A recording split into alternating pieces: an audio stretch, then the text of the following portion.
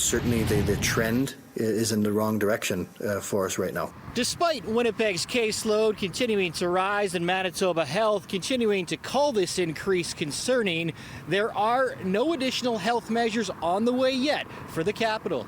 We're watching these things very closely, and we do want to be able to respond when necessary. So didn't make that decision today, but like we said, nothing's off the table. Monday's numbers show that of the 22 new cases announced, 16 are in Winnipeg, while the capital now has 284 of the province's 363 active cases. There were also 2 new deaths announced Monday, a woman in her 80s from Prairie Mountain and a man in his 80s from Southern Health. The Southern Health case is related to communal living, and then the Prairie Mountain Health case was related to the Assiniboine Centre outbreak that's connected to Brandon Regional Health Centre. While Winnipeg's count may now be similar to what Prairie Mountain was experiencing prior to their rollback, Rusin says the lower population and demographics of where the cases were there means Winnipeg's situation is different, while also confirming no mask mandate yet. You don't need to wait for it to be mandated. If you support masks like I do, then wear masks indoor public places. And if it's the majority of Manitobans that want that, then we should be good.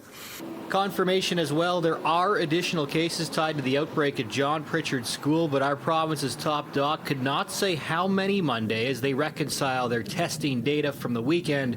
John Pritchard is the hardest hit school by COVID-19 so far. And granted, it's still in the incubation period, but we haven't seen a lot of transmission within schools. We have with the John Pritchard School, but again, it's within that cohort, not outside of it.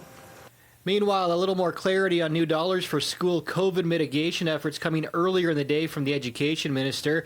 $52 million in new money breaking down to $12 million for PPE, $8 million for urgent health and safety measures, and $32 million for general needs distributed on a per pupil basis of just over $150 per student. Gertson also confirming that over $85 million in new federal dollars will be fully allocated to school boards with enhanced remote learning a priority, but these dollars are on an as-needed basis.